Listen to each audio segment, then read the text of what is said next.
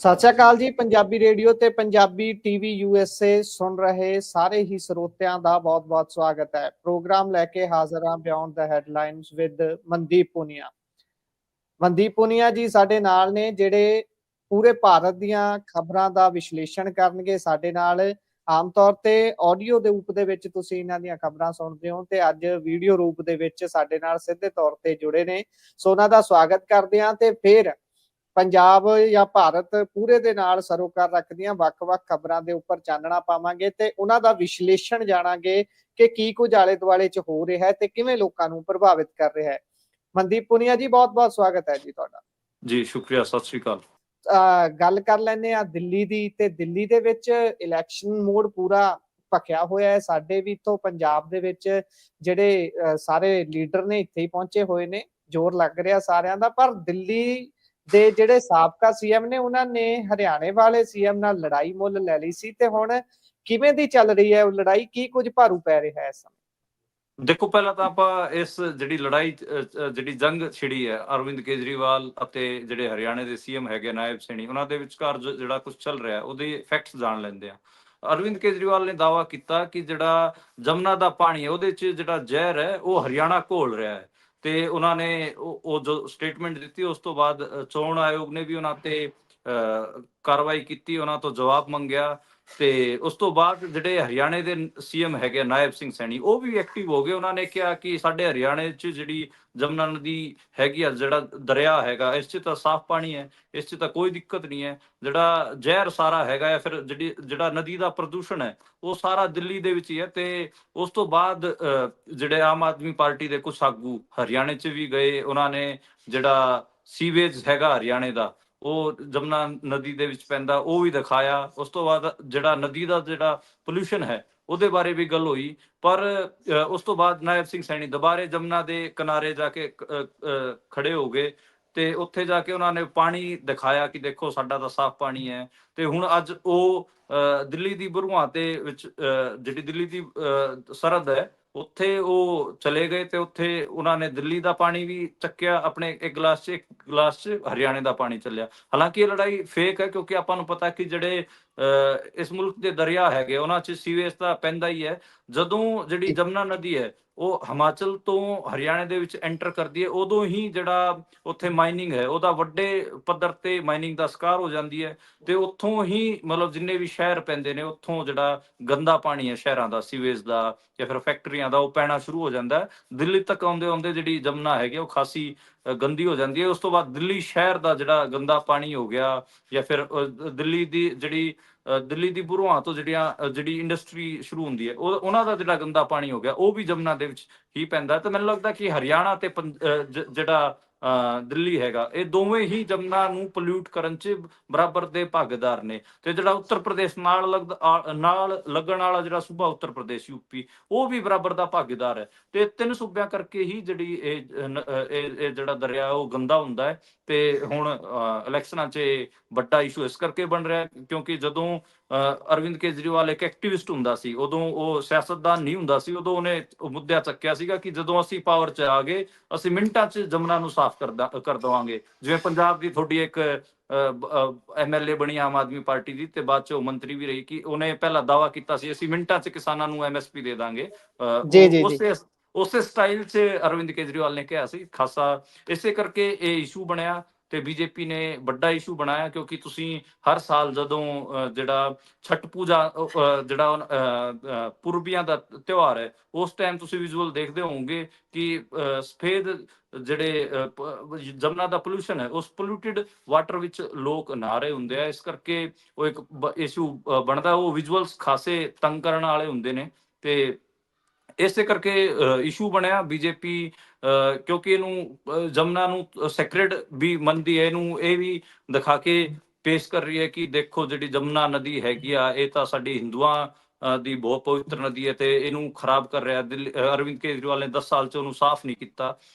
ਤੇ ਉਹ ਇਹਨੂੰ ਕਮਨਲਾਈਜ਼ ਕਰਕੇ ਵੀ ਥੋੜਾ ਵੋਟਾਂ ਖਿੱਚਣੀਆਂ ਚਾਹ ਰਹੀ ਹੈ, ਤੇ ਇਸੇ ਕਰਕੇ ਇਹ ਇਸ਼ੂ ਬਣਿਆ। ਤੇ ਇਸ 'ਚ ਜਿਹੜਾ ਹਰਿਆਣੇ ਦਾ ਸੀਐਮ ਨਾਇਬ ਸਿੰਘ ਸੈਣੀ, ਉਹ ਇਸੇ ਕਰਕੇ ਉਹ ਇਸ 'ਚ ਐਕਟਿਵ ਹੋਏ ਨੇ। ਤੇ ਮੈਨੂੰ ਲੱਗਦਾ ਕਿ ਉਦਾਂ ਜ਼ਿੰਮੇਦਾਰ ਜਿਹੜੇ ਹੈ ਜ਼ਿੰਮੇਦਾਰੀ ਬਣਦੀ ਉਹ ਦੋਵਾਂ ਦੀ ਬਣਦੀ ਹੈ, ਪਰ ਇੱਕ ਦੂਜੇ ਨੂੰ ਕਹਿ ਰਹੇ ਨਾ ਤੂੰ ਜ਼ਿੰਮੇਦਾਰ ਹੈ ਨਾ ਤੂੰ ਤੜਾਕ ਦੇ ਵਿੱਚ ਜਿਹੜਾ ਹੈ ਜਿਹੜੀ ਹੈ ਉਹ ਗੱਲਬਾਤ ਆ ਗਈ ਹੈਗੀ ਆ। ਤੇ ਇਹ ਸਾਰਾ ਲੜਾਈ ਹੈਗੀ ਆ ਤੇ ਮੈਨੂੰ ਲੱਗਦਾ ਕਿ ਇਹਦਾ ਕੁਝ ਬਣਨਾ ਨਹੀਂ। ਹਾਲਾਂਕਿ ਅਰਵਿੰਦ ਕੇਜਰੀਵਾਲ ਨੇ ਚੋਣ ਆਯੋਗ ਨੂੰ ਇੱਕ ਜਵਾਬ ਤਾਂ ਦੇ ਦਿੱਤਾ, ਜਿਹੜਾ ਉਹਨਾਂ ਤੇ ਕਾਰਵਾਈ ਕੀਤੀ ਗਈ ਸੀ ਉਹਦੇ ਉਹ ਜਵਾਬ ਦਾਖਲ ਕਰ ਦਿੱਤਾ। ਹੁਣ ਦੇਖਣਾ ਹੋਊਗਾ ਕਿ ਕੀ ਕਾਰਵਾਈ ਅੱਗੇ ਉਸ ਜਵਾਬ ਤੇ ਕੀਤੀ ਜਾਂਦੀ ਹੈ ਤੇ ਉਹ ਦੇਖਣ ਵਾਲਾ ਹੈ। ਬਾਕੀ ਤਾਂ ਮੈਨੂੰ ਲੱਗਦਾ ਕਿ ਇਹ ਲੜਾਈ ਫੇਕ ਲੜਾਈ ਤੁਸੀਂ ਕਹਿ ਸਕਦੇ ਹੋ ਕਿ ਜਿਹੜੇ ਰੀਅਲ ਇਸ਼ੂਜ਼ ਹੈਗੇ ਆ ਦਿੱਲੀ ਦੇ ਉਹ ਗਾਇਬ ਨੇ, ਕਿਉਂਕਿ ਉਹਦੇ ਉਹ ਜੇ ਉਹਨਾਂ ਬਾਰੇ ਗੱਲ ਹੋਊਗੀ ਤਾਂ ਜਿਵੇਂ ਜਮਨਾ ਹੀ ਲਾ ਲਈਏ ਤੇ ਜਮਨਾ ਦੀ ਜਿਹੜੀ ਜ਼ਿੰਮੇਦਾਰੀ ਬਣਦੀ ਹੈ ਉਹ ਸੈਂਟਰ ਦੀ ਵੀ ਬਣਦੀ ਹੈ ਤੇ ਜਿਹੜੀ ਦਿੱਲੀ ਦੀ ਸਰਕਾਰ ਹੈ ਦੋਵਾਂ ਦੀ ਬਣਦੀ ਹੈ, ਤੇ ਹਰਿਆਣੇ ਅਤੇ ਉੱਤਰ ਪ੍ਰਦੇਸ਼ ਸੂਬੇ ਦੀ ਵੀ ਬਣਦੀ ਹੈ। ਕੇਂਦਰ ਦੇ ਵਿੱਚ ਬੀਜੇਪੀ ਹੈ ਤੇ ਯੂਪੀ ਅਤੇ ਹਰਿਆਣੇ 'ਚ ਬੀਜੇਪੀ ਹੈ ਤੇ ਆਮ ਆਦਮੀ ਪਾਰਟੀ, ਤੇ ਇਸੇ ਕਰਕੇ ਦੋਵੇਂ ਪਾਰਟੀਆਂ ਫਸਦੀਆਂ ਨੇ, ਪਰ ਇਹ ਹੁਣ ਬਲੇਮ ਗੇਮ ਤੇ ਆ ਗਈਆਂ ਨੇ। ਜੀ, ਸੋ ਇਹ ਬਲੇਮ ਗੇਮ ਤਾਂ ਚੱਲ ਰਹੀ ਹੈ। ਵੈਸੇ ਵੀ ਤਾਂ ਇਹ ਸਾਰਾ ਤਾਣਾ ਬਾਣਾ ਜੋ ਕਰ ਰਹੇ ਨੇ, ਜੋ ਵੀ ਇਹ ਆਪਸੀ ਲੜਾਈ ਹੈ, ਜਿੱਦਾਂ ਹੀ ਚੁਣਾਵ ਹੋਣਗੇ ਉਸ ਤੋਂ ਬਾਅਦ ਸੁਭਾਵਿਕ ਹੈ ਵੀ ਬਿਲਕੁਲ ਸ਼ਾਂਤ ਹੋ ਜੂਗੀ, ਫਿਰ ਕਿਸੇ ਨੇ ਇਸ ਤੇ ਗੱਲ ਨਹੀਂ ਕਰਨੀ ਹੈ। ਕਿਸੇ ਨੇ ਤਾਂ ਨਾਂ ਵੀ ਨਹੀਂ ਲੈਣਾ। ਸਹੀ ਕਹਿ ਰਹੇ ਹੋ ਗੁਰਪ੍ਰੀਤ ਤੁਸੀਂ। ਜੀ ਜੀ, ਸੋ ਅੱਗੇ ਚੱਲਦੇ ਹਾਂ। ਸੋ ਦਿੱਲੀ ਦੀ ਜਰਾ ਫੇਰੀ ਕਢਵਾਓ ਕਿ ਕਿਸ ਤਰੀਕੇ ਦਾ ਮਾਹੌਲ ਚੱਲ ਰਿਹਾ ਹੈ। ਬੇਸ਼ੱਕ ਅੱਜ ਕਹਿੰਦੇ ਅਸਤੀਫਾ ਵੀ ਦੇ ਗਏ ਨੇ ਕੁਝ ਹੋਰ ਐਮਐਲਏ ਸੀ ਜਿਹੜੇ। ਜਰਾ ਦਿੱਲੀ ਦਾ ਗੇੜਾ ਮਰਵਾਓ, ਚੱਕਰ ਮਰਵਾਓ ਕਿ ਕੀ ਕੁਝ ਚੱਲ ਰਿਹਾ ਹੈ ਉੱਥੇ, ਕਿਹੋ ਜਿਹਾ ਜ਼ੋਰ ਲਾਇਆ ਜਾ ਰਿਹਾ ਹੈ, ਕਿਉਂਕਿ ਸਾਡੇ ਪੰਜਾਬ ਵਾਲੇ ਵੀ ਸਾਰੇ ਇੱਥੇ ਹੀ ਬੈਠੇ ਹੋਏ ਨੇ। ਕਿਵੇਂ ਦਾ ਹੈ ਸਾਰਾ ਮਾਹੌਲ? ਦੇਖੋ, ਜਿਹੜਾ ਦਿੱਲੀ ਦਾ ਚੋਣ ਹੈ ਇਸ ਟਾਈਮ ਖਾਸਾ ਫਸਿਆ ਹੋਇਆ ਤੇ ਜਿਹੜੀ ਆਮ ਆਦਮੀ ਪਾਰਟੀ ਹੈ ਉਹਦੇ ਇੱਕ ਹਿਸਾਬ ਨਾਲ ਉਹਦੀ ਪੋਲੀਟੀਕਲ ਡੈਥ ਦਾ ਕਾਰਨ ਵੀ ਬਣ ਸਕਦਾ ਜੇ ਉਹ ਉੱਥੇ ਚੋਣ ਹਾਰਦੀ ਹੈ। ਤੇ ਇਸ ਕਰਕੇ ਆਮ ਆਦਮੀ ਪਾਰਟੀ ਵਾਸਤੇ ਇਹ ਚੋਣ ਖਾਸਾ ਇੰਪੋਰਟੈਂਟ ਹੈ। ਇਸੇ ਕਰਕੇ ਜਿਹੜੇ ਪੰਜਾਬ ਤੋਂ ਉਹਨਾਂ ਨੇ ਇੰਪੋਰਟ ਕਰਕੇ ਉਹ ਜਿਹੜੇ ਸਾਰੇ ਆਗੂ ਹੈਗੇ ਉੱਥੇ ਸੁੱਟ ਰੱਖੇ ਨੇ, ਤੇ ਪੰਜਾਬ ਵਾਲੀ ਗੱਡੀਆਂ ਵੀ ਆਪਾਂ ਨੂੰ ਦੇਖਣ ਨੂੰ ਮਿਲ ਰਹੀਆਂ ਨੇ, ਤੇ ਪੰਜਾਬ ਦਾ ਸੀਐਮ ਹੋ ਗਿਆ, ਪੰਜਾਬ ਦੇ ਹੋਰ ਬਾਕੀ ਦੇ ਆਗੂ ਹੋ ਗਏ, ਉੱਥੇ ਹੀ ਗੇੜਾ ਕੱਢ ਰਹੇ ਨੇ, ਉੱਥੇ ਹੀ ਕੈਂਪੇਨ ਕਰ ਰਹੇ ਨੇ। ਤੇ ਦੂਜੀ ਗੱਲ ਬੀਜੇਪੀ ਵਾਸਤੇ ਇਸ ਕਰਕੇ ਜ਼ਰੂਰੀ ਹੈ ਕਿਉਂਕਿ ਬੀਜੇਪੀ ਇਹਨੂੰ ਇਹ ਮੰਨ ਰਹੀ ਹੈ ਕਿ ਨਾਰਥ ਇੰਡੀਆ 'ਚ ਇਹ ਸਾਡੇ ਵਾਸਤੇ ਇੱਕੋ ਅਕੇਲੀ ਥਾਂ ਏਦਾਂ ਦੀ ਬਚੀ ਹੋਈ ਹੈ ਜਿਹੜੀ ਸਾਡੇ ਕਬਜ਼ੇ 'ਚ ਹੈ ਨਹੀਂ। ਜੇ ਇਹ ਵੀ ਆ ਜਾਊਗੀ ਤਾਂ ਸਾਨੂੰ ਜਿਹੜਾ ਸਾਡਾ ਹਿੰਦੂਤਵ ਦਾ ਜਿਹੜਾ ਪ੍ਰੋਜੈਕਟ ਹੈ ਉਹਨੂੰ ਤੋਰਨਾ ਸੌਖਾ ਹੋ ਜਾਊਗਾ। ਤੁਸੀਂ ਆਲੇ ਦੁਆਲੇ ਦੇ ਸੂਬੇ ਦੇਖੋ ਜਿਹੜੇ ਨਾਰਥ ਇੰਡੀਆ ਦੇ ਹੈਗੇ ਆ, ਮੱਧ ਪ੍ਰਦੇਸ਼ ਉਹਨਾਂ ਕੋਲ ਹੈਗਾ, ਉੱਤਰ ਪ੍ਰਦੇਸ਼ ਉਹਨਾਂ ਕੋਲ ਹੈਗਾ, ਉੱਤਰਾਖੰਡ ਉਹਨਾਂ ਕੋਲ ਹੈਗਾ, ਰਾਜਸਥਾਨ ਉਹਨਾਂ ਕੋਲ ਹੈਗਾ, ਹਰਿਆਣਾ ਉਹਨਾਂ ਦੇ ਕੋਲ ਹੈਗਾ, ਤੇ ਸਿਰਫ ਇਹ ਦਿੱਲੀ ਜਿਹੜਾ ਛੋਟਾ ਜਿਹਾ ਸੂਬਾ ਹੈਗਾ ਇਹ ਰਹਿੰਦਾ ਹੈ। ਤੇ ਮੈਨੂੰ ਲੱਗਦਾ ਕਿ ਉਹ ਇਹਨੂੰ ਪਾਣ ਦੇ ਚੱਕਰ 'ਚ ਜ਼ੋਰ ਮਾਰ ਰਹੇ ਨੇ, ਤੇ ਉਹਨਾਂ ਨੂੰ ਲੱਗ ਰਿਹਾ ਕਿ ਜੇ ਇਹ ਆ ਗਿਆ ਤਾਂ ਸਾਡੇ ਵਾਸਤੇ ਸੌਖਾ ਹੋ ਜਾਊਗਾ। ਤੁਸੀਂ ਜੇ ਨਾਰਥ ਇੰਡੀਆ ਦੇ ਵਿੱਚ ਆਰਐਸਐਸ ਦੀ ਪੋਲਿਟਿਕਸ ਦੇਖੋਗੇ, ਬੀਜੇਪੀ ਦੀ ਪੋਲਿਟਿਕਸ ਦੇਖੋਗੇ, ਉਹ ਕਦੇ ਦਿੱਲੀ ਸਟੇਟ ਤੋਂ ਹੀ ਨਿਕਲੀ ਹੋਈ ਹੈ। ਤੇ ਜਿਹੜੇ ਮੇਨ ਸਟਾਰਟਿੰਗ 'ਚ ਜਿਹੜੇ ਆਈਡੀਓਲੋਗ ਸੀਗੇ ਉਹਨਾਂ ਦਾ ਜਿਹੜਾ ਸਾਰਾ ਕੰਮ ਕਰ ਰਿਹਾ ਆਰਐਸਐਸ ਦਾ ਉਹ ਦਿੱਲੀ ਦੇ ਵਿੱਚ ਹੀ ਰਿਹਾ। ਤੁਸੀਂ ਝੰਡੇਵਾਲਾ ਮੰਦਿਰ ਦਾ ਨਾਂ ਸੁਣਿਆ ਹੋਊਗਾ, ਆਰਿਆ ਸਮਾਜ ਮੰਦਿਰ ਦਾ ਨਾਂ ਸੁਣਿਆ, ਬਲਰਾਜ ਮਧੋਕ ਤੋਂ ਲੈ ਕੇ ਜਿੰਨੇ ਵੱਡੇ ਗੋਲਵਲਕਰ ਇਹ ਸਾਰੇ ਦਿੱਲੀ ਤੋਂ ਹੀ ਨਾਰਥ ਇੰਡੀਆ ਦੀ ਸਿਆਸਤ ਨੂੰ ਰਨ ਕਰਦੇ ਸੀਗੇ। ਨਾਗਪੁਰ ਇੱਕ ਸੈਂਟਰ ਹੈਗਾ, ਹੈੱਡਕੁਆਟਰ ਹੈਗਾ ਆਰਐਸਐਸ ਦਾ, ਪਰ ਜਿਹੜਾ ਉਸ ਤੋਂ ਬਾਅਦ ਜਿਹੜਾ ਪੋਲੀਟੀਕਲ ਸ਼ੇਪ ਦੇਣੀ ਹੁੰਦੀ ਹੈ ਇੱਕ ਆਈਡੀਏ ਨੂੰ ਤੇ ਆਪਣੀ ਆਈਡੀਓਲੋਜੀ ਨੂੰ ਪਸਾਰਨ ਦਾ ਜਿਹੜਾ ਸਾਰਾ ਤਾਮਾ ਜਾਮਾ ਕਰਨਾ ਪੈਂਦਾ, ਉਹ ਜਿਹੜਾ ਸੈਂਟਰ ਉਹ ਦਿੱਲੀ ਹੈ ਉਹਨਾਂ ਵਾਸਤੇ। ਇਸੇ ਕਰਕੇ ਦਿੱਲੀ ਨੂੰ ਉਹ ਸੀਰੀਅਸਲੀ ਲੈ ਰਹੇ ਨੇ, ਤੇ ਦਿੱਲੀ 'ਚ ਉਹਨਾਂ ਨੂੰ ਉਮੀਦ ਇਸ ਕਰਕੇ ਵੀ ਲੱਗ ਰਹੀ ਹੈ ਕਿ ਕਿਉਂਕਿ ਲੋਕ ਸਭਾ ਚੋਣਾਂ ਦੇ ਵਿੱਚ ਇਸ ਵਾਰ ਜਿਹੜਾ ਕਾਂਗਰਸ ਤੇ ਆਮ ਆਦਮੀ ਪਾਰਟੀ ਦਾ ਅਲਾਇੰਸ ਸੀਗਾ, ਇੰਡੀਆ ਅਲਾਇੰਸ ਦੇ ਵਿੱਚ ਸੀਗੇ, ਉਦੋਂ ਵੀ ਬੀਜੇਪੀ 7 ਲੋਕ ਸਭਾ ਦੀਆਂ ਸੀਟਾਂ ਜਿੱਤ ਗਈ ਸੀਗੀ। ਤੇ ਇਸ ਕਰਕੇ ਤੇ ਪਿਛਲੇ ਵਾਰ ਵੀ ਜੇ ਆਪਾਂ ਗੱਲ ਕਰੀਏ ਜਿਹੜਾ ਵੋਟ ਪਰਸੈਂਟ ਸੀਗਾ 40% ਦੇ ਨੇੜੇ ਤੇੜੇ ਜਿਹੜਾ ਵੋਟ ਪਰਸੈਂਟ ਬੀਜੇਪੀ ਨੂੰ ਪਿਆ ਸੀ ਪਿਛਲੇ ਵਿਧਾਨ ਸਭਾ ਚੋਣਾਂ 'ਚ, ਤੇ ਆਮ ਆਦਮੀ ਪਾਰਟੀ ਨੂੰ 10-12% ਜ਼ਿਆਦਾ ਪਿਆ ਸੀ। ਇਸ ਵਾਰ ਬੀਜੇਪੀ ਸਮਝ ਰਹੀ ਹੈ ਕਿ ਜਿਹੜੀ ਕਾਂਗਰਸ ਪਾਰਟੀ ਹੈ ਜਿਹਨੂੰ ਪਿਛਲੇ ਵਾਰ ਸਿਰਫ 4% ਵੋਟ ਪਰਸੈਂਟ ਪਿਆ ਸੀਗਾ, 4% ਵੋਟਾਂ ਪਈਆਂ ਸੀਗੀਆਂ, ਬੀਜੇਪੀ ਸੋਚ ਰਹੀ ਹੈ ਕਿ ਜਿਹੜੀ ਕਾਂਗਰਸ ਹੈ ਉਹ ਵੀ ਵਧੂਗੀ, ਉਹ ਵੀ 4% ਤੋਂ 6-7% ਤੱਕ ਜਾਊਗੀ, ਅਸੀਂ ਵੀ 2-3-4% ਵਧਾਂਗੇ ਤੇ ਆਮ ਆਦਮੀ ਪਾਰਟੀ ਥੱਲੇ ਆਊਗੀ, ਇਸੇ 'ਚ ਸਾਡੀ ਗੱਲਬਾਤ ਬਣ ਜੂਗੀ। ਤੇ ਇਹ ਬੀਜੇਪੀ ਦਾ ਸੋਚਣਾ ਹੈਗਾ। ਤੇ ਬੀਜੇਪੀ ਕੋਲ ਜਿਹੜੇ ਦਿੱਲੀ 'ਚ ਕੋਈ ਵੱਡੇ ਫੇਸ ਤਾਂ ਨਹੀਂ ਹੈ, ਸੀਰੀਅਸ ਫੇਸ ਵੀ ਨਹੀਂ ਹੈਗੇ, ਪਰ ਜਿਹੜੇ ਕਮਨਲ ਫੇਸ ਹੈਗੇ ਆ ਉਹ ਖਾਸੇ ਆ। ਜਿਹੜੇ ਜਿਵੇਂ ਰਮੇਸ਼ ਬਿਧੂੜੀ, ਤੁਸੀਂ ਕੁਝ ਇੱਕ ਸਾਲ ਪਹਿਲਾਂ 2023 'ਚ ਤੁਸੀਂ ਇੱਕ ਤਕਰੀਰ ਸੁਣੀ ਹੋਊਗੀ ਲੋਕ ਸਭਾ ਦੇ ਵਿੱਚ, ਜਿੱਥੇ ਜਿਹੜੇ ਉਸ ਟਾਈਮ ਬਸਪਾ ਦੇ ਜਿਹੜੇ ਸੰਸਦ ਸੀ ਦਾਨਸ ਅਲੀ, ਜਿਨ੍ਹਾਂ ਨੂੰ ਗਾੜਾ ਕਹਿ ਕੇ ਤੇ ਮੁਸਲਮਾਨਾਂ ਨੂੰ ਗਾਲੀ ਕਹਿ ਜਿਹੜੀ ਗਾਲੀ ਗਲੋਚ ਵਾਲੀ ਜਿਹੜੀ ਸ਼ਬਦਾਵਲੀ ਸੀ ਉਹ ਇਸਤੇਮਾਲ ਕਰਕੇ ਬੁਲਾਇਆ ਸੀ। ਉਹੀ ਰਮੇਸ਼ ਜੀ ਬਧੂੜੀ ਇੱਕ ਹਿਸਾਬ ਨਾਲ ਸੀਐਮ ਫੇਸ ਬਣਿਆ ਹੋਇਆ ਹੈ ਤੇ ਉਹਨੇ ਪ੍ਰਿयंका ਗਾਂਧੀ ਬਾਰੇ ਵੀ ਅਤੀਸੀ ਮਾਰਲੀਨਾ ਬਾਰੇ ਵੀ ਬਹੁਤ ਉਲਟਾ ਸਿੱਧਾ ਬੋਲਿਆ, ਮਹਿਲਾਵਾਂ ਬਾਰੇ ਵੀ ਉਹਦੀ ਬਹੁਤ ਗਲਤ ਟਿੱਪਣੀਆਂ ਰਹੀਆਂ ਨੇ। ਤੇ ਦੂਜਾ ਮੈਨੂੰ ਪਰ ਇਹ ਵੀ ਲੱਗ ਰਿਹਾ ਕਿ ਜਿਹੜਾ ਪ੍ਰਵੇਸ਼ ਵਰਮਾ ਹੈ ਉਹਨੂੰ ਵੀ ਬੀਜੇਪੀ ਇੰਪੋਰਟੈਂਟ ਦਿਖਾਉਣ ਦੀ ਕੋਸ਼ਿਸ਼ ਕਰ ਰਹੀ ਹੈ। ਉਹਨੂੰ ਅਰਵਿੰਦ ਕੇਜਰੀਵਾਲ ਦੇ ਖਿਲਾਫ ਟਿਕਟ ਦਿੱਤੀ ਗਈ ਹੈ ਨਿਊ ਦਿੱਲੀ ਤੋਂ ਤੇ ਉਹ ਸਰੇਆਮ ਪੈਸੇ ਵੀ ਵੰਡ ਰਿਹਾ। ਤੁਹਾਨੂੰ ਉਹਦੀ ਵੀਡੀਓਜ਼ ਵੀ ਦਿਖੀਆਂ ਜਿਸ 'ਚ ਉਹ ਮਹਿਲਾਵਾਂ ਨੂੰ 1100 ਰੁਪਏ ਦੇ ਰਿਹਾ ਹੈ। ਤੇ ਇਸ ਤੇ ਲੇਕਿਨ ਜਿਹੜਾ ਸਾਡਾ ਮੁਲਕ ਦਾ ਜਿਹੜਾ ਚੋਣ ਆਯੋਗ ਹੈ ਉਹ ਸੁੱਤਾ ਹੋਇਆ ਹੈ। ਉਹਨੇ ਨਾ ਤਾਂ ਇਸ 'ਚ ਕੋਈ ਕੈਸ਼ ਫੋਰ ਵੋਟ ਕਿਸਮ ਦੀ ਕੁਝ ਦੇਖਿਆ ਉਹਨੂੰ। ਮੈਨੂੰ ਲੱਗਦਾ ਕਿ ਉਹਦੇ 'ਚ ਕਾਰਵਾਈ ਹੋਣੀ ਚਾਹੀਦੀ ਸੀ। ਸਰੇਆਮ ਉਹ ਕੈਸ਼ ਫੋਰ ਵੋਟ ਵਾਲਾ ਮਾਮਲਾ ਸੀਗਾ ਪਰ ਉਹਦੇ 'ਚ ਜੀ ਕੋਈ ਜੀ ਕਾਰਵਾਈ ਨਹੀਂ ਹੋਈ ਕਿਉਂਕਿ ਬੀਜੇਪੀ ਦੀ ਸਰਕਾਰ ਹੈ, ਬੀਜੇਪੀ ਤਾਂ ਸਾਰਾ ਕੁਝ ਕਰ ਰਿਹਾ ਹੈ। ਹੁਣ ਦੂਜੀ ਗੱਲ, ਬੀਜੇਪੀ ਜਿੰਨੇ ਰਿਸੋਰਸ ਦਿੱਲੀ ਦੇ ਵਿੱਚ ਵਰਤ ਰਹੀ ਹੈ ਉਹ ਬਹੁਤ ਜ਼ਿਆਦੇ ਨੇ। ਮਤਲਬ ਤੁਸੀਂ ਇਹ ਲਾਓ ਕਿ ਅੱਜ ਮੇਰੀ ਗੱਲਬਾਤ ਹੋ ਰਹੀ ਸੀ ਕਈ ਕਨਸਟੀਟੂਐਂਸੀਆਂ ਦੇ ਵਿੱਚ, ਉੱਥੇ ਦਿੱਲੀ ਦੇ ਵਿੱਚ ਹਰ ਕਨਸਟੀਟੂਐਂਸੀ ਤੇ ਮਤਲਬ ਅਡਾਨੀ ਵੀ ਠੀਕ ਠਾਕ ਪੈਸੇ ਦੇ ਰਿਹਾ ਹੈ ਤੇ ਬੀਜੇਪੀ ਦੇ ਜਿਹੜੇ ਲੀਡਰ ਸਾਹਿਬਾਨ ਹੈਗੇ ਆ ਉਹ ਆਪਣੇ ਵੱਲੋਂ ਵੀ ਠੀਕ ਠਾਕ ਪੈਸਾ ਲਾ ਰਹੇ ਨੇ। ਮਤਲਬ ਦਿੱਲੀ ਦੀ ਹਰ ਕਨਸਟੀਟੂਐਂਸੀ ਅੱਜ ਦੇ ਟਾਈਮ 30 40 ਕਰੋੜ ਤੇ ਪਹੁੰਚੀ ਹੋਈ ਹੈ। ਇੱਕ ਕੈਂਡੀਡੇਟ 30 40 ਕਰੋੜ ਰੁਪਏ ਲਾ ਰਿਹਾ, ਜਿਹੜੀ ਕਿ ਜੀ ਖਾਸੀ ਮਾੜੀ ਗੱਲ ਹੈ। ਉਦਾਂ ਇਹ ਕੋਈ ਆਫੀਸ਼ੀਅਲ ਡੇਟਾ ਤਾਂ ਹੁੰਦੇ ਨਹੀਂ। ਇਹਨਾਂ ਨੇ ਜਿਹੜਾ ਚੋਣ ਆਯੋਗ ਦੇ ਵਿੱਚ ਜਿਹੜਾ ਪੈਸਾ ਜਿੰਨਾ ਇਹ ਵਰਤਦੇ ਨੇ ਉਹ ਜਮ੍ਹਾਂ ਕਰਾਉਣਾ ਹੁੰਦਾ ਉਹ ਤਾਂ ਥੋੜਾ ਹੀ ਜਮ੍ਹਾਂ ਕਰਾਉਣਾ ਹੁੰਦਾ ਹੈ। ਹਾਲਾਂਕਿ ਜਿਹੜੇ ਆਮ ਆਦਮੀ ਪਾਰਟੀ ਦੇ ਵੀ ਕੁਝ ਵਰਕਰਾਂ ਦੇ ਗੱਡੀਆਂ ਤੋਂ ਕੈਸ਼ ਫੜਿਆ ਗਿਆ, ਉਹ ਵੀ ਤੁਹਾਨੂੰ ਇੱਕ ਜਿਹੜੀ ਵੀਡੀਓ ਉਹ ਵੀ ਤੁਹਾਨੂੰ ਮਿਲੀ ਹੋਊਗੀ। 8 ਲੱਖ ਰੁਪਇਆ ਜਿਹੜਾ ਕੈਸ਼ ਫੜਿਆ ਗਿਆ ਹੈ। ਤੇ ਏਦਾਂ ਜੀ ਤਾਂ ਜੀ ਹੈ ਨਹੀਂ ਕਿ ਇਕੱਲਾ ਬੀਜੇਪੀ ਹੀ ਪੈਸੇ ਲਾ ਰਹੀ ਹੈ, ਆਮ ਆਦਮੀ ਪਾਰਟੀ ਵੀ ਠੀਕ ਠਾਕ ਇਸ ਚੋਣ 'ਚ ਪੈਸੇ ਖਰਚ ਕਰ ਰਹੀ ਹੈ। ਉਹਨਾਂ ਦਾ ਕਾਰਨ ਇਹ ਹੈ ਕਿ ਉਹਨਾਂ ਨੂੰ ਆਪਣੀ ਜਾਨ ਬਚਾਉਣੀ ਹੈ, ਉਹਨਾਂ ਦੀ ਪੋਲੀਟੀਕਲ ਡੈਥ ਹੋ ਸਕਦੀ ਹੈ। ਤੇ ਇਸ ਤੋਂ ਇਲਾਵਾ ਜੇ ਆਪਾਂ ਗੱਲ ਕਰੀਏ, ਤੁਸੀਂ ਜਿਹੜਾ ਖਬਰ ਜਦੋਂ ਦੱਸ ਰਹੇ ਸੀ ਉਦੋਂ ਹੀ ਤੁਸੀਂ ਕਿਹਾ ਕਿ 7 ਐਮਐਲਏ ਜਿਹੜੇ ਛੱਡ ਗਏ, ਉਹ ਖਾਸਾ ਇੱਕ ਹਿਸਾਬ ਨਾਲ ਏਦਾਂ ਦੀ ਚੀਜ਼ ਸੀਗੀ ਕਿ ਮਤਲਬ 7 ਐਮਐਲਏ ਛੱਡਣਾ ਇੱਕੇ ਦਿਨ। ਤੇ ਉਹਨਾਂ ਨੇ ਫਿਰ ਆਮ ਆਦਮੀ ਪਾਰਟੀ ਦੇ ਭ੍ਰਿਸ਼ਟਾਚਾਰ ਦੇ ਆਰੋਪ ਵੀ ਲਾਏ ਤੇ ਦੂਜਾ, ਹਾਲਾਂਕਿ ਉਸ ਚੀਜ਼ ਦਾ ਕੋਈ ਮੀਨਿੰਗ ਨਹੀਂ ਹੈ ਕਿਉਂਕਿ ਤੁਸੀਂ ਚੋਣਾਂ ਦੇ ਵਿੱਚ ਛੱਡ ਰਹੇ ਹੋ, ਇਸ ਕਰਕੇ ਛੱਡ ਰਹੇ ਹੋ ਕਿਉਂਕਿ ਤੁਹਾਨੂੰ ਟਿਕਟਾਂ ਨਹੀਂ ਮਿਲੀਆਂ, ਠੀਕ ਹੈ। ਜੀ ਜੀ ਤੇ ਉਹਦੇ ਕੋਈ ਮਾਇਨੇ ਤਾਂ ਨਹੀਂ ਹੈ ਪਰ ਪੋਲੀਟੀਕਲ ਮਾਇਨੇ ਇਹ ਨੇ ਕਿ ਉਹ ਮਾੜਾ ਮੋਟਾ ਆਪਣੀ ਕਨਸਟੀਟੂਐਂਸੀ 'ਚ 1000 1500 ਵੋਟਾਂ ਦਾ ਡੈਂਟ ਤਾਂ ਮਾਰਨਗੇ ਤੇ ਉਹਦਾ ਨੁਕਸਾਨ ਵੀ ਕਿਤੇ ਨਾ ਕਿਤੇ ਆਮ ਆਦਮੀ ਪਾਰਟੀ ਨੂੰ ਹੀ ਹੋਣ ਜਾ ਰਿਹਾ ਹੈ। ਤੇ ਇਸ ਕਰਕੇ ਜੀ ਆਮ ਆਦਮੀ ਪਾਰਟੀ ਖਤਰੇ 'ਚ ਹੈ। ਹੁਣ ਦੋ ਥਿਅਰੀਜ਼ ਵੀ ਹੈਗੇ ਆ ਗੁਰਪ੍ਰੀਤ ਇਸ ਦੇ ਵਿੱਚ। ਇੱਕ ਪਹਿਲੀ ਥਿਅਰੀ ਇਹ ਹੈ ਕਿ ਜਿਹੜੀ ਜੇ ਆਮ ਆਦਮੀ ਪਾਰਟੀ 40 ਦੇ ਨੇੜੇ ਤੇੜੇ ਸੀਟਾਂ ਜਿੱਤਦੀ ਹੈਗੀ ਆ ਉਦੋਂ ਉਹਦੀ ਮੈਜੋਰਿਟੀ ਤਾਂ ਹੋਊਗੀ ਪਰ ਉਹਨੂੰ ਸਰਕਾਰ ਬਣਾਉਣਾ ਔਖਾ ਹੋਊਗਾ। ਇਹ ਥਿਅਰੀ ਜੀ ਇਹ ਚੱਲ ਰਹੀ ਹੈ ਕਿ ਬੀਜੇਪੀ 5-7 ਉਹਨਾਂ ਦੇ ਐਮਐਲਏ, ਜਿਵੇਂ ਹਿਮਾਚਲ ਪ੍ਰਦੇਸ਼ 'ਚ 6 ਐਮਐਲਏ ਕਾਂਗਰਸ ਦੇ ਤੋੜੇ ਸੀ ਇੱਕ ਟਾਈਮ, ਐਂ ਦਿੱਲੀ ਦੇ ਵਿੱਚ ਵੀ ਬੀਜੇਪੀ 7-8 ਐਮਐਲਏ ਤੋੜ ਕੇ ਆਪਣੀ ਸਰਕਾਰ ਬਣਾ ਸਕਦੀ ਹੈਗੀ ਆ। ਇਹ ਇੱਕ ਥਿਅਰੀ ਤਾਂ ਹੈ। ਦੂਜੀ ਥਿਅਰੀ ਇਹ ਚੱਲ ਰਹੀ ਹੈ ਕਿ ਜਿਹੜੀ ਬੀਜੇਪੀ ਹੈ ਇਸ ਵਾਰ ਆਮ ਆਦਮੀ ਪਾਰਟੀ ਨੂੰ ਖੁੱਡੇ ਲੈਣ ਲਗਾਉਣ 'ਚ ਇੱਕ ਸਫਲ ਹੋ ਜੂਗੀ। ਦੂਜੀ ਥਿਅਰੀ ਇਹ ਚੱਲ ਰਹੀ ਹੈ। ਤੀਜਾ, ਲੇਕਿਨ ਜਿਹੜਾ ਇੱਕ ਸਿਵਲ ਸੁਸਾਇਟੀ ਵਾਲਾ ਸੈਕਸ਼ਨ ਹੋ ਗਿਆ, ਫਿਰ ਇੰਡੀਆ ਅਲਾਇੰਸ ਵਾਲਾ ਸੈਕਸ਼ਨ ਹੋ ਗਿਆ। ਇੰਡੀਆ ਅਲਾਇੰਸ 'ਚ ਹੋਰ ਵੀ ਬਥੇਰੀਆਂ ਪਾਰਟੀਆਂ ਨੇ ਕਾਂਗਰਸ ਨੂੰ ਛੱਡ ਕੇ। ਕਾਂਗਰਸ ਤਾਂ ਸਰੇਆਮ ਆਮ ਆਦਮੀ ਪਾਰਟੀ ਦੇ ਖਿਲਾਫ ਚੋਣ ਲੜ ਰਹੀ ਹੈ, ਜਿਵੇਂ ਅਖਿਲੇਸ਼ ਯਾਦਵ ਹੋਰੀ ਹੋ ਗਏ, ਸਮਾਜਵਾਦੀ ਪਾਰਟੀ, ਤ੍ਰਿਣਮੂਲ ਕਾਂਗਰਸ ਹੋ ਗਏ ਤੇ ਜੀ ਹੋਰ ਵੀ ਅੱਡ ਜਥੇਬੰਦੀਆਂ ਹੋ ਗਈਆਂ, ਪੋਲੀਟੀਕਲ ਜਥੇਬੰਦੀਆਂ ਜਿਹੜੇ ਕਿ ਇਸ 'ਚ ਸ਼ਾਮਿਲ ਹੈਗੇ ਆ ਇੰਡੀਆ ਅਲਾਇੰਸ 'ਚ। ਉਹ ਸਾਰੀਆਂ ਅਰਵਿੰਦ ਕੇਜਰੀਵਾਲ ਨੂੰ ਮਦਦ ਕਰ ਰਹੀਆਂ ਨੇ। ਜਿਹੜੀ ਸਿਵਲ ਸੁਸਾਇਟੀ ਹੈ, ਲੈਫਟ ਲਿਬਰਲ ਸੈਕਸ਼ਨ ਹੈ ਦਿੱਲੀ ਦਾ, ਉਹ ਵੀ ਅਰਵਿੰਦ ਕੇਜਰੀਵਾਲ ਨੂੰ ਸਪੋਰਟ ਕਰ ਰਿਹਾ। ਉਹਨਾਂ ਨੂੰ ਲੱਗ ਰਿਹਾ ਕਿ ਅਰਵਿੰਦ ਕੇਜਰੀਵਾਲ, ਉਹਨਾਂ ਦੀ ਪੋਜੀਸ਼ਨ ਤਾਂ ਹੈ ਕਿ ਜਿਹੜੀ ਅਰਵਿੰਦ ਕੇਜਰੀਵਾਲ ਹੈ ਉਹਦਾ ਜਿਹੜਾ ਕਰੈਕਟਰ ਹੈ ਉਹ ਬੀਜੇਪੀ ਦੀ ਬੀ ਟੀਮ ਕਹਾਣ ਵਾਲਾ ਹੈਗਾ ਤੇ ਉਹਨੂੰ ਜੀ ਸਾਡੇ ਵਰਗੇ ਲੋਕ ਜਾਂ ਤਾਂ ਹੋਰ ਵੀ ਬਥੇਰੇ ਲੋਕ ਉਹਨੂੰ ਪਹਿਲਾਂ ਬੀਜੇਪੀ ਦੀ ਬੀ ਟੀਮ ਕਹਿੰਦੇ ਰਹੇ ਆ।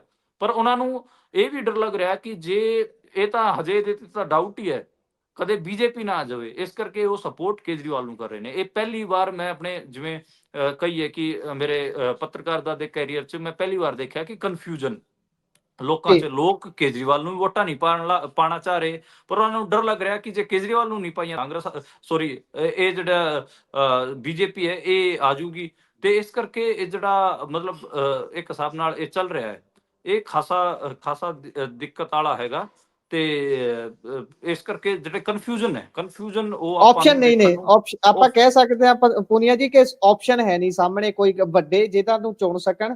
ਬਸ ਗਿਣੇ ਹਾਂ ਚੁਣੇ ਨੇ, ਉਹਨਾਂ ਵਿੱਚੋਂ ਸਭ ਤੋਂ ਮਾੜਿਆਂ ਚੋਂ ਘੱਟ ਮਾੜਾ ਚੁਣਨਾ। ਹਾਂ ਗੁਰਪ੍ਰੀਤ, ਇਹ ਤੁਸੀਂ ਬਹੁਤ ਸੋਹਣੀ ਗੱਲ ਕਹੀ ਹੈ। ਹਾਲਾਂਕਿ ਆਪਣੇ ਪਿੰਡਾਂ 'ਚ ਤਾਂ ਇਹ ਆਮ ਹੀ ਚੱਲਦੀ ਹੈ ਕਿ ਸੱਚੀਓ ਇਸ ਬਾਰੇ ਹੈ ਕਿ ਇੱਕ ਪਾਸੇ ਜੇਬ ਕਤਰੇ ਨੇ, ਦੂਜੇ ਪਾਸੇ ਲੁਟੇਰੇ ਨੇ। ਤੇ ਹੁਣ ਜੇਬ ਕਤਰਿਆਂ ਲੋਕ ਕਹਿ ਰਹੇ ਨੇ ਅਸੀਂ ਜੇਬ ਕਤਰੇ ਚੁਣ ਰਹੇ ਹਾਂ ਲੁਟੇਰਿਆਂ ਨੂੰ ਛੱਡ ਕੇ। ਲੁਟੇਰੇ ਵੱਡੇ ਲੈਵਲ ਤੇ ਆ ਕੇ ਮਾਰ ਕਰਨਗੇ, ਜੇਬ ਕਤਰੇ ਸਾਡੀਆਂ ਜੇਬਾਂ ਹੀ ਕੱਟਣਗੇ। ਤੇ ਇਹ ਸਟੇਟਮੈਂਟਾਂ ਹੈਗੀਆਂ। ਤੇ ਤੁਸੀਂ ਦੇਖੋ ਲੋਕ ਕਿੰਨਾ ਕਿਸ ਪੱਧਰ ਤੇ ਜਾ ਕੇ ਇਸ ਚੀਜ਼ ਨੂੰ ਐਕਸਪਲੇਨ ਕਰ ਰਹੇ ਨੇ ਕਿ ਇਸ ਵਾਰ ਦਿੱਲੀ 'ਚ ਚੋਣ ਹੈਗੀ ਆ, ਜੇਬ ਕਤਰਿਆਂ ਅਤੇ ਲੁਟੇਰਿਆਂ ਦੇ ਵਿੱਚ ਇੱਕ ਨੂੰ ਚੁਣਨਾ ਹੈਗਾ। ਤੇ ਫਿਰ ਪੁਨੀਆ ਇਹੀ ਜੀ ਜੀ ਇਹਦੇ ਚ ਮਾਫ ਕਰਨਾ ਤੁਹਾਡੀ ਗੱਲ ਕੱਟ ਰਿਹਾ, ਇਹਦੇ ਚ ਫਿਰ ਇਹ ਵੀ ਹੋਊਗਾ ਕਿ ਇਸ ਵਾਰ ਜਿਸ ਤਰੀਕੇ ਨਾਲ ਅੱਗੇ ਲੋਕ ਇੱਕ ਲਹਿਰ ਦੇ ਰੂਪ ਚ ਖੁੱਲ ਕੇ ਸਾਹਮਣੇ ਆ ਜਾਂਦੇ ਸੀ ਕਿਸੇ ਵੀ ਧਿਰ ਦੇ, ਕਿਸੇ ਵੀ ਪਾਰਟੀ ਦੇ, ਪਰ ਇਸ ਵਾਰ ਦਿੱਲੀ ਚ ਉਨੇ ਖੁੱਲ ਕੇ ਨਹੀਂ ਆ ਰਹੇ ਹੋਣਗੇ। ਲੋਕ ਚੁੱਪ ਹੋਣਗੇ, ਉਹ ਅੰਦਰੋਂ ਅੰਦਰ ਹੀ ਡਿਸਾਈਡ ਕਰ ਰਹੇ ਹੋਣਗੇ, ਸ਼ਾਇਦ ਆਖਰੀ ਦਿਨ ਤੱਕ ਵੀ ਡਿਸਾਈਡ ਨਾ ਹੋਵੇ। ਇਹੋ ਜਿਹੀ ਸਥਿਤੀ ਲੱਗ ਰਹੀ ਹੈ ਤੁਹਾਨੂੰ? ਬਿਲਕੁਲ ਲੱਗ ਰਹੀ ਹੈ। ਹੁਣ ਮੇਰੀ ਅੱਜ ਇੱਕ ਪ੍ਰੋਫੈਸਰ ਨਾਲ ਗੱਲ ਹੋ ਰਹੀ ਸੀ ਜਿਹੜਾ ਕਿ ਅੰਦੋਲਨਾਂ 'ਚ ਸ਼ਾਮਿਲ ਰਹਿੰਦਾ ਹੈ ਤੇ ਬਹੁਤ ਪ੍ਰੋ ਪੀਪਲ ਪ੍ਰੋਫੈਸਰ ਹੈਗਾ। ਸਾਰੇ ਮਤਲਬ ਥਾਵਾਂ ਤੇ ਜਾ ਕੇ ਉਹ ਜਿਹੜੇ ਪ੍ਰੋ ਪੀਪਲ ਮੂਵਮੈਂਟ ਹੁੰਦੇ ਆ, ਅੰਦੋਲਨ ਹੁੰਦੇ ਆ, ਕਿਸਾਨ ਅੰਦੋਲਨ 'ਚ ਵੀ ਉਹ ਜਾ ਕੇ ਸੇਵਾ ਕਰ ਰਿਹਾ ਹੈ। ਉਹ ਕਹਿੰਦਾ ਯਾਰ ਅਸੀਂ ਅੱਜ ਤੱਕ ਡਿਸਾਈਡ ਨਹੀਂ ਕਰ ਪਾਏ ਕਿ ਕੀ ਅਸੀਂ ਪੋਜੀਸ਼ਨ ਲਈਏ, ਕੀ ਪੋਲੀਟੀਕਲ ਪੋਜੀਸ਼ਨ ਲਈਏ, ਕਿਹਦਾ ਸਪੋਰਟ ਕਰੀਏ। ਮੈਂ ਕਿਹਾ ਕਿ ਕਿਉਂ ਤੁਸੀਂ ਇਹ ਕਨਫਿਊਜ਼ਨ 'ਚ ਹੈਗੇ ਹੋ? ਕਹਿੰਦਾ ਕਿ ਜੇ ਮੈਂ ਓਪਨਲੀ ਹੁਣ ਅਰਵਿੰਦ ਕੇਜਰੀਵਾਲ ਦੀ ਸਪੋਰਟ ਕਰਨ ਲੱਗ ਜਾਵਾਂਗਾ ਤੇ ਮੇਰੇ ਕਰੈਕਟਰ ਤੇ ਸਵਾਲ ਖੜੇ ਹੋ ਜਾਣਗੇ ਕਿ ਇਹ ਜੀ ਕੱਲ ਤੱਕ ਤਾਂ ਇਹ ਬੀਜੇਪੀ ਦੀ ਬੀ ਟੀਮ ਕਹਿ ਰਿਹਾ ਸੀਗਾ ਆਮ ਆਦਮੀ ਪਾਰਟੀ ਨੂੰ, ਅੱਜ ਉਹਨਾਂ ਦੇ ਵਾਸਤੇ ਵੋਟਾਂ ਮੰਗ ਰਿਹਾ ਹੈ। ਤੇ ਜੇ ਮੈਂ ਬੀਜੇਪੀ ਵਾਸਤੇ ਤਾਂ ਖੜਾ ਹੋ ਹੀ ਨਹੀਂ ਸਕਦਾ। ਤੇ ਕਾਂਗਰਸ ਅੱਜ ਇਸ ਸਥਿਤੀ 'ਚ ਹੈ ਨਹੀਂ ਕਿ ਚੋਣਾਂ ਨੂੰ ਜਿੱਤ ਸਕੇ। ਤੇ ਕਹਿੰਦਾ ਕਿ ਸਾਡੇ ਵਾਸਤੇ ਤਾਂ ਖਾਸਾ ਕਨਫਿਊਜ਼ਨ ਹੈ। ਇਸੇ ਕਰਕੇ ਜੇ ਆਪਾਂ ਪ੍ਰੋਫੈਸਰ ਸਾਹਿਬ ਦੀ ਚੀਜ਼ ਨੂੰ ਹੀ ਜਰਨਲਾਈਜ਼ ਕਰੀਏ ਤੇ ਇਸੇ ਕਰਕੇ ਲੋਕ ਇਸ ਵਾਰ ਕਿਸੇ ਇੱਕ ਧਿਰ ਨਾਲ ਨਹੀਂ ਖੜੇ ਹੋ ਰਹੇ। ਉਹ ਜੀ ਕਨਫਿਊਜ਼ਨ ਹੈਗਾ ਤੇ ਆਖਰੀ ਦਿਨ ਤੱਕ ਵੀ ਲੋਕਾਂ ਨੂੰ ਡਿਸਾਈਡ ਕਰਨ 'ਚ ਪ੍ਰੋਬਲਮ ਆਊਗੀ। ਤੁਸੀਂ ਸਹੀ ਕਹਿ ਰਹੇ ਹੋ ਜੀ। ਸੋ ਵੇਖਦੇ ਹਾਂ ਬਣਦਾ ਕੀ ਹੈ। ਹੁਣ ਜ਼ੋਰ ਤਾਂ ਸਾਰੇ ਹੀ ਲਾ ਰਹੇ ਨੇ ਆਪੋ ਆਪਣੇ ਹਮ, ਪੱਧਰ ਦੇ ਉੱਪਰ, ਪਰ ਆਖਰੀ ਫੈਸਲਾ ਤਾਂ 8 ਤਰੀਕ ਨੂੰ ਆਉਣਾ। ਮੈਂ ਠੀਕ ਕਹਿ ਰਿਹਾ ਨਾ? 8 ਨੂੰ ਫੈਸਲਾ ਨਤੀਜੇ ਹਾਂ ਹੋਣੇ ਨੇ। 8 ਫਰਵਰੀ ਨੂੰ ਰਿਜ਼ਲਟ ਆਣਗੇ। ਜੀ ਸੋ ਅੱਗੇ ਚੱਲਦੇ ਆ। ਕੁੰਭ ਮੇਲਾ ਚੱਲ ਰਿਹਾ ਹੈ ਮਹਾਕੁੰਭ ਦਾ, ਤੇ ਉਹਦੇ ਵਿੱਚ ਤੁਸੀਂ ਬੀਤੇ ਦਿਨ ਵੀ ਰਿਪੋਰਟ ਸਾਂਝੀ ਕੀਤੀ ਸੀ, ਜਿਸ ਦੇ ਵਿੱਚ ਇੱਕ ਸੀਨੀਅਰ ਪੱਤਰਕਾਰ ਸਾਹਿਬ ਜਾਣਕਾਰੀ ਸਾਂਝੀ ਕਰ ਰਹੇ ਸੀ ਕਿ ਕਿਸ ਤਰੀਕੇ ਦੇ ਨਾਲ ਮੈਨੀਪੂਲੇਟ ਕੀਤਾ ਜਾਂਦਾ ਹੈ ਚੀਜ਼ਾਂ ਨੂੰ, ਕਿਵੇਂ ਆਰਗੇਨਾਈਜ਼ ਕੀਤਾ ਗਿਆ ਮਹਾਕੁੰਭ ਨੂੰ, ਜਿਸ ਦੇ ਵਿੱਚ ਬਹੁਤ ਸਾਰੀਆਂ ਚੀਜ਼ਾਂ ਪਰਦੇ ਦੇ ਪਿੱਛੇ ਗਲਤ ਵੀ ਹੋ ਰਹੀਆਂ ਨੇ। ਸੋ ਹੁਣ ਮਹਾਕੁੰਭ ਦੇ ਵਿੱਚ ਜਿਹੜੀ ਭਗਦੜ ਮਚੀ ਸੀ, ਉਹਦੇ ਬਾਰੇ ਕੀ ਜਾਣਕਾਰੀ ਹੈ ਜੀ ਹੋਰ ਸਾਹਮਣੇ ਆਈ? ਵੈਸੇ ਤਾਂ ਬਹੁਤ ਦਰਦਨਾਕ ਤਸਵੀਰਾਂ ਉੱਥੋਂ ਸਾਹਮਣੇ ਆ ਰਹੀਆਂ ਸੀ। ਹਮ ਤਾਂ ਦੇਖੋ ਜਿਵੇਂ ਪਿਛਲੀ ਜਿਹੜੀ ਗੱਲਬਾਤ ਹੋਈ ਸੀ ਸੀਨੀਅਰ ਪੱਤਰਕਾਰ ਅਭਿਸ਼ੇਕ ਸ੍ਰੀਵਾਸਤਵ ਹੋਰਾਂ ਨਾਲ, ਤੇ ਉਹਨਾਂ ਨੇ ਦੱਸਿਆ ਸੀਗਾ ਕਿ ਕਿਵੇਂ ਜਿਹੜੀ ਏਜੰਸੀਆਂ ਹੈਗੀਆਂ, ਪ੍ਰਾਈਵੇਟ ਏਜੰਸੀਆਂ, ਉਹਨਾਂ ਨੂੰ ਹਾਇਰ ਕਰਕੇ ਸਰਕਾਰ ਉਹਨੂੰ ਮੈਨੇਜ ਕਰਵਾ ਰਹੀ। ਤੇ ਉੱਥੇ ਜੀ ਦੋ ਕਿਸਮ ਦੇ ਲੋਕ ਨੇ। ਇੱਕ ਉਹ ਨੇ ਜਿਹੜੇ ਉਹਨੂੰ ਭਵਯ ਬਣਾਉਣ ਵਾਸਤੇ ਆ ਰਹੇ ਨੇ, ਯਾਨੀ ਕਿ ਜੀ ਭਵਯਤਾ ਜੀ ਹੁੰਦਾ ਕਿ ਉਹਨੂੰ ਵਿਸ਼ਾਲ ਦਿਖਾਉਣ ਵਾਸਤੇ ਆ ਰਹੇ ਨੇ। ਤੇ ਇੱਕ ਉਹ ਲੋਕ ਨੇ ਜਿਨ੍ਹਾਂ ਦਾ ਕੋਈ ਸਪਿਰਿਚੁਅਲ ਐਸਪੈਕਟ ਖੋਜ ਕੇ ਆ ਰਹੇ ਨੇ। ਜਿਹੜਾ ਸਪਿਰਿਚੁਅਲ ਵਾਲੇ ਹੈਗੇ ਉਹ ਤਾਂ ਗਰੀਬ ਲੋਕ ਨੇ, ਤੇ ਜੀ ਜਿਹੜੇ ਉਹਨੂੰ ਵਿਸ਼ਾਲ ਦਿਖਾਉਣ ਤੇ ਬਤਾਉਣ ਵਾਸਤੇ ਆ ਰਹੇ ਨੇ ਉਹ ਵੀਆਈਪੀ ਲੋਕ ਨੇ। ਤੇ ਉੱਥੇ ਜਿਹੜੀ ਸਟੈਂਪੇਡ ਵੀ ਹੋਈ, ਜਿਹੜੀ ਭਗਦੜ ਵੀ ਮੱਚੀ, ਜਿਸ ਕਰਕੇ ਜਿਹੜੀ ਆਫੀਸ਼ੀਅਲ ਡਾਟਾ ਜਿਹੜਾ ਸਰਕਾਰ ਕਹਿ ਰਹੀ ਹੈ 30 ਲੋਕਾਂ ਦੀ ਡੈਥ ਹੋਈ ਹੈ ਤੇ 65 ਲੋਕ ਘਾਇਲ ਹੋਏ ਨੇ। ਪਰ ਇਹ ਡਾਟਾ ਹੈਗਾ, ਇਹਦੇ ਤੇ ਮੈਨੂੰ ਸ਼ੱਕ ਹੈ ਕਿਉਂਕਿ ਉੱਥੋਂ ਬਹੁਤ ਸਾਰੇ ਨੌਜਵਾਨ ਪੱਤਰਕਾਰਾਂ ਨੇ ਰਿਪੋਰਟਾਂ ਕਰੀਆਂ ਨੇ ਜਿੱਥੇ ਬਹੁਤ ਜ਼ਿਆਦਾ ਲਾਸ਼ਾਂ ਟਰਾਲੀਆਂ 'ਚ ਲੈ ਕੇ ਜਾਈ ਗਈਆਂ ਹੈਗੀਆਂ। ਤੇ ਇਹ ਵੀ ਹੈ ਕਿ ਜਿਹੜਾ ਉੱਥੇ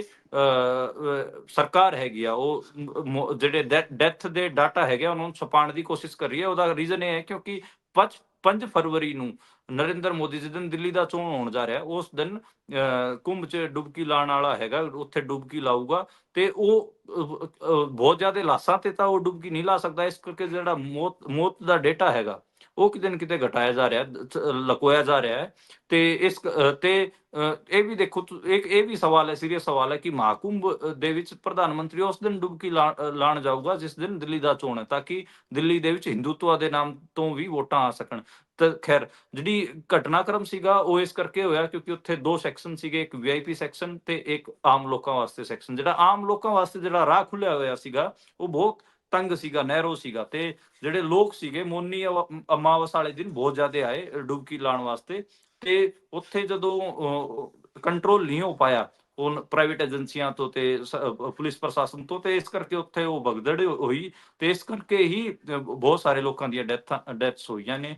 ਤੇ ਹਜੇ ਤੱਕ ਉਹਦੇ ਚ ਰੈਸਕਿਊ ਚੱਲ ਰਿਹਾ ਤੇ ਲੋਕ ਆਪਣੇ ਘਰਦਿਆਂ ਨੂੰ ਲੱਭ ਰਹੇ ਨੇ ਜਿਹੜੇ ਕਿ ਗਾਇਬ ਨੇ। ਤੇ ਬਹੁਤ ਦਰਦਨਾਕ ਤਸਵੀਰਾਂ ਨੇ। ਮੈਨੂੰ ਲੱਗਦਾ ਕਿ ਇਹ ਜਿਹੜਾ ਸਾਰਾ ਮਾਮਲਾ ਹੈ ਉਹਦੇ ਪੋਲਿਟਿਸਾਈਜੇਸ਼ਨ ਦੇ ਚੱਕਰ 'ਚ ਇਹ ਸਾਰਾ ਕੁਝ ਹੋਇਆ। ਵੀਆਈਪੀ ਕਲਚਰ ਜਿਹੜਾ ਜਿਹੜੇ ਸਰਕਾਰ ਯੂਪੀ ਦੀ ਸਰਕਾਰ ਹੋ ਗਈ ਜਾਂ ਫਿਰ ਮੰਤਰੀ ਬੜੇ ਮੰਤਰੀ ਉੱਥੇ ਡੁਬਕੀ ਲਾ ਰਹੇ ਸੀਗੇ ਤੇ ਉਹਦੇ ਜੀ ਵਿਜ਼ੂਅਲਸ ਨੈਸ਼ਨਲ ਗੋਦੀ ਮੀਡੀਆ ਤੇ ਚੱਲ ਰਹੇ ਸੀਗੇ, ਉਹਨਾਂ ਕਰਕੇ ਇਹ ਸਾਰਾ ਕੁਝ ਹੋਇਆ ਹੈ। ਤੇ ਹੁਣ ਅੱਜ ਯੋਗੀ ਸਰਕਾਰ ਨੂੰ ਲੋਕਾਂ ਦੇ ਪ੍ਰੈਸ਼ਰ ਹੇਠ ਆ ਕੇ ਉੱਥੇ ਵੀਆਈਪੀ ਜਿਹੜਾ ਡੁਬਕੀ ਲਾਉਣ ਵਾਲਾ ਸਿਸਟਮ ਸੀਗਾ ਉੱਥੋਂ ਕਿਤੇ ਨਾ ਕਿਤੇ ਬੈਕ ਲੈਣਾ ਪਿਆ, ਆਪਣਾ ਫੈਸਲਾ ਪਿੱਛੇ ਖਿੱਚਣਾ ਪਿਆ ਹੈ। ਤੇ ਅੱਜ ਤੋਂ ਜਿਹੜੇ ਹੈਗੇ ਆ ਵੀਆਈਪੀ ਜਿਹੜਾ ਉੱਥੇ ਸੈਕਸ਼ਨ ਸੀਗਾ ਉਹਨੂੰ ਬੰਦ ਕਰ ਦਿੱਤਾ ਗਿਆ, ਪਰ ਇਹ ਖਾਸਾ ਲੇਟ ਹੋ ਗਿਆ ਕਿਉਂਕਿ ਉੱਥੇ ਸਟੈਂਪੇਡ ਦੇ ਵਿੱਚ ਭਗਦੜ ਦੇ ਵਿੱਚ ਬਹੁਤ ਸਾਰੇ ਲੋਕਾਂ ਦੀਆਂ ਡੈਥਸ ਹੋ ਗਈਆਂ ਨੇ। ਇਹ ਸਰਕਾਰ ਨੂੰ ਉਦੋਂ ਇੱਕ ਹਿਸਾਬ ਨਾਲ ਅਕਲ ਆ ਰਹੀ ਹੈ ਜਦੋਂ ਲੋਕਾਂ ਦੀ ਡੈਥ ਹੋ ਗਈਆਂ। ਜੀ, ਸੋ ਬੜਾ ਮੰਦਭਾਗਾ ਹੁੰਦਾ ਹੈ ਕਿਸੇ ਪਵਿੱਤਰਤਾ ਦੇ ਨਾਲ ਜੋੜ ਕੇ ਜਾਂ ਧਰਮ ਦੇ ਨਾਲ ਜੋੜ ਕੇ ਜਦੋਂ ਲੋਕ ਜਾਂਦੇ ਨੇ, ਉਹਨਾਂ ਦੀ ਆਸਥਾ ਹੁੰਦੀ ਹੈ, ਪਰ ਉਹਨਾਂ ਦੀ ਆਸਥਾ ਨਾਲ ਜਦੋਂ ਇਦਾਂ ਦਾ ਖਿਲਵਾੜ ਹੁੰਦਾ ਹੈ ਤਾਂ ਫਿਰ ਦਰਦ ਤਾਂ ਜ਼ਰੂਰ ਹੁੰਦਾ ਹੈ। ਸੋ ਅੱਗੇ ਚੱਲਦੇ ਹਾਂ। ਬਜਟ ਹਾਈਲਾਈਟ ਸੀ ਅੱਜ, ਤੇ ਮੋਦੀ ਸਾਹਿਬ ਜਦੋਂ ਬੋਲਦੇ ਨੇ ਤਾਂ ਲక్ష్ਮੀ ਦਾ ਜ਼ਿਕਰ ਕਰਦੇ ਨੇ, ਫਿਰ ਕਹਿੰਦੇ ਨੇ ਕਿ ਅਸੀਂ 2047 ਨੂੰ ਲੈ ਕੇ ਟਾਰਗੇਟ ਮਿੱਥਿਆ ਹੋਇਆ ਹੈ, ਜਦੋਂ ਦੇਸ਼ ਦੀ ਆਜ਼ਾਦੀ ਨੂੰ 100 ਸਾਲ ਹੋ ਜਾਣਗੇ। ਆਪਣੇ ਜਿਹੜੇ ਪਿਛਲੇ ਟਰਮਸ ਨੇ ਉਹਨਾਂ ਦੇ ਵਿੱਚ ਪੇਸ਼ ਕੀਤੇ ਗਏ ਬਜਟਾਂ ਦਾ ਹਿਸਾਬ ਤਾਂ ਹਾਲੇ ਤੱਕ ਦੇ ਨਹੀਂ ਪਾ ਰਹੇ ਕਿ ਜੋ ਕੁਝ ਅਸੀਂ ਮਿੱਥਿਆ ਸੀ ਉਹ ਪੂਰਾ ਕੀਤਾ ਜਾਂ ਨਹੀਂ ਕੀਤਾ। ਪਰ ਬਜਟ ਹਾਈਲਾਈਟ ਤੋਂ ਬਾਅਦ ਹੁਣ ਕੀ ਤਿਆਰੀ ਹੈ ਜੀ? ਕੀ ਲੱਗਦਾ ਹੈ ਬਜਟ ਕਿਹੋ ਜਿਹਾ ਰਹਿਣ ਵਾਲਾ ਹੈ ਤੇ ਕੀ ਹੋਵੇਗਾ ਜੀ? ਦੇਖੋ, ਜਿਹੜਾ ਅੱਜ ਉਹਨਾਂ ਨੇ ਗੱਲ ਕਹੀ ਹੈ ਕਿ ਅਸੀਂ ਤਾਂ ਬਜਟ ਇਸ ਹਿਸਾਬ ਨਾਲ ਤਿਆਰ ਕਰ ਰਹੇ ਹਾਂ ਕਿ ਸਾਡਾ ਵਿਜ਼ਨ 2047 ਵਾਲਾ ਹੈਗਾ, ਉਹ ਇਸ ਕਰਕੇ ਕਹਿ ਰਹੇ ਨੇ ਕਿ ਲੋਕਾਂ ਨੂੰ ਕਹਿ ਰਿਹਾ ਕਿ ਤੁਸੀਂ ਇਸ ਬਜਟ ਤੋਂ ਕੋਈ ਖਾਸੀ ਆਸ ਨਾ ਕਰੋ। ਮਿਡਲ ਕਲਾਸ ਨੂੰ ਕਹਿ ਰਿਹਾ ਕਿ ਤੁਹਾਡੇ ਕੋਈ ਟੈਕਸੇਸ਼ਨ 'ਚ ਅਸੀਂ ਕਟੌਤੀ ਨਹੀਂ ਕਰਨ ਵਾਲੇ, ਜਿਹੜੇ ਐਸੈਂਸ਼ੀਅਲ ਕਮੋਡਿਟੀਜ਼ ਹੈਗੇ ਉਹਨਾਂ ਨੂੰ ਕੋਈ ਰਾਹਤ ਨਹੀਂ ਮਿਲਣ ਵਾਲੀ, ਉਹਨਾਂ ਨੂੰ ਉਹ ਕੋਈ ਸਸਤਾ ਨਹੀਂ ਹੋਣ ਜਾ ਰਹੀਆਂ।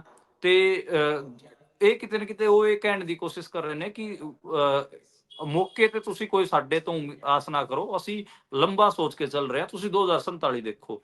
ਤੇ ਇਹ ਤੇ ਇਹ ਬਜਟ ਜਿਹੜਾ ਹੈਗਾ ਇਹ ਉਸ ਟਾਈਮ ਆ ਰਿਹਾ ਜਦੋਂ ਪਿਛਲੇ 4 ਮਹੀਨਿਆਂ 'ਚ ਜਿਹੜਾ ਇੰਡੀਅਨ ਮਾਰਕੀਟ ਹੈਗਾ ਉਹ ਖਾਸੀ ਡਾਊਨ ਰਹੀ ਹੈ। ਸ਼ੇਅਰ ਮਾਰਕੀਟ ਹੈ ਉਹ ਖਾਸੀ ਉਹਨੇ ਨਿਰਾਸ਼ਾ ਦਿੱਤੀ ਹੈ। ਸੈਂਸੈਕਸ ਉਹ ਨਿਫਟੀ ਉਹ ਸਾਰੇ ਲੁੜਕੇ ਨੇ ਤੇ ਖਾਸੀ ਵੱਡੀ ਗਿਰਾਵਟ ਸ਼ੇਅਰ ਬਾਜ਼ਾਰਾਂ 'ਚ ਦੇਖਣ ਨੂੰ ਮਿਲੀ। ਤੇ ਜਿਹੜੇ ਫੋਰਨ ਇਨਵੈਸਟਰਸ ਹੈਗੇ ਆ ਉਹਨਾਂ ਨੇ ਵੀ ਆਪਣਾ ਪੈਸਾ ਇੰਡੀਅਨ ਮਾਰਕੀਟ ਤੋਂ ਕੱਢਿਆ ਹੈਗਾ, ਇੱਥੋਂ ਕੱਢ ਕੇ ਉਹ ਬਾਹਰ ਗਏ ਨੇ।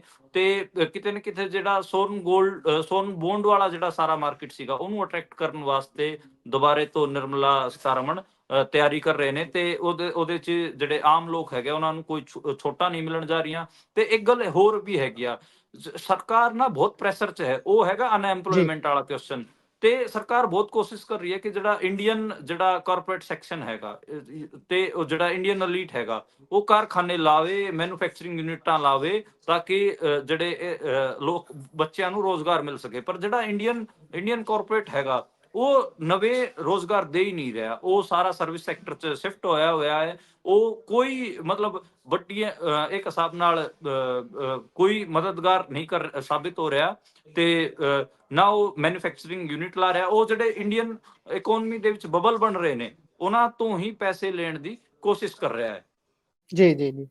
ਸੋ ਕਹਿਣ ਦਾ ਭਾਵ ਆਪਾਂ ਮੋਟਾ ਜਿਹਾ ਹਿਸਾਬ ਲਾਈਏ ਕਿ ਜਿਹੜੀ ਪ੍ਰਾਈਵੇਟਾਈਜੇਸ਼ਨ ਦੀ ਨੀਤੀ ਹੈ, ਪ੍ਰਾਈਵੇਟਾਈਜੇਸ਼ਨ ਕੀਤੀ ਜਾ ਰਹੀ ਹੈ ਧੜੱਲੇ ਦੇ ਨਾਲ, ਉਹ ਹੁਣ ਜੜ੍ਹਾਂ 'ਚ ਬੈਠਦੀ ਨਜ਼ਰ ਆ ਰਹੀ ਹੈ। ਪਿਛਲੇ ਕੁਝ ਮਹੀਨਿਆਂ ਤੋਂ ਜਿਹੜੀ ਗਰੋਥ ਰੇਟ ਹੈ ਉਹ ਵੀ ਤੇਜ਼ੀ ਦੇ ਨਾਲ ਥੱਲੇ ਆਈ ਹੈ। ਇਹ ਸਾਰੀਆਂ ਚੀਜ਼ਾਂ ਹਾਂ, ਜੀਡੀਪੀ ਗੁਰਪ੍ਰੀਤ ਮੈਂ ਇੱਕ ਗੱਲ ਹੋਰ ਐਡ ਕਰਨਾ ਚਾਹੂੰਗਾ ਮੇਰੀ ਗੱਲ ਦੇ। ਜੀ ਦੇਖੋ, ਜਿਹੜਾ ਆਰਬੀਆਈ ਹੈਗਾ ਇਸ ਵਾਰ ਜੀਡੀਪੀ ਦਾ ਤਾਂ ਉਹ ਆਇਆ ਹੈ 6.4%, ਜਿਹੜਾ ਕਿ ਪਿਛਲੇ ਸਾਲ ਦੀ ਗਰੋਥ ਰੇਟ 8.2% ਤੋਂ ਖਾਸਾ ਘੱਟ ਹੈਗਾ। ਤੇ ਇਸੇ ਕਰਕੇ ਜਿਹੜਾ ਇਹ ਸਾਰੀ ਹਲਚਲ ਹੈਗੀ ਆ ਉਹ ਆਪਾਂ ਨੂੰ ਇੰਡੀਅਨ ਮਾਰਕੀਟ 'ਚ ਦੇਖਣ ਨੂੰ ਮਿਲ ਰਹੀ ਹੈ। ਤੇ ਮੈਨੂੰ ਲੱਗਦਾ ਕਿ ਜਿਹੜਾ ਬਜਟ ਆ ਰਿਹਾ ਉਹਦੇ 'ਚ ਜਿਹੜੇ ਕੁਝ ਮਜ਼ਦੂਰਾਂ ਦੀਆਂ ਵੀ ਡਿਮਾਂਡਾਂ ਨੇ, ਕਿਸਾਨਾਂ ਦੀਆਂ ਵੀ ਡਿਮਾਂਡਾਂ ਨੇ, ਉਹ ਸਾਰੀਆਂ ਜਿਹੜਾ ਹਰ ਵਾਰ ਪੀਪਲਸ ਬਜਟ ਜਿਹੜੇ ਲੋਕ ਆਪਣਾ ਪਰਚਾ ਕੱਢਦੇ ਨੇ ਕਿ ਸਾਨੂੰ ਬਜਟ 'ਚ ਇਹ ਚੀਜ਼ਾਂ ਚਾਹੀਦੀਆਂ ਨੇ, ਉਹ ਵੀ ਕੱਢਿਆ ਗਿਆ। ਪਰ ਕੱਲ ਆਪਾਂ ਨੂੰ ਸਾਰੀਆਂ ਚੀਜ਼ਾਂ ਪਤਾ ਲੱਗਣਗੀਆਂ। ਅੱਜ ਜਿਹੜਾ ਇਕਨੋਮਿਕ ਸਰਵੇ ਉਹ ਵੀ ਆ ਗਿਆ ਹੈ, ਮੈਂ ਹਜੇ ਤੱਕ ਪੜ੍ਹਿਆ ਨਹੀਂ, ਮੈਂ ਪੜਾਂਗਾ। ਤੇ ਕੱਲ ਕਿਤੇ ਨਾ ਕਿਤੇ ਮੈਂ ਕੋਸ਼ਿਸ਼ ਕਰਾਂਗਾ ਕਿ ਜਿਹੜਾ ਆਰਥਿਕ ਸਰਵੇਖਣ ਹੈ ਇੰਡੀਆ ਦਾ ਉਹਦੇ ਇਕਨੋਮਿਕ ਸਰਵੇ ਤੇ ਵੀ ਆਪਾਂ ਗੱਲ ਕਰ ਸਕੀਏ। ਤੇ ਕੱਲ ਜਿਹੜੇ ਬਜਟ ਹਾਈਲਾਈਟਸ ਹੈ ਉਹਨਾਂ ਬਾਰੇ ਵੀ ਗੱਲ ਹੋਊਗੀ।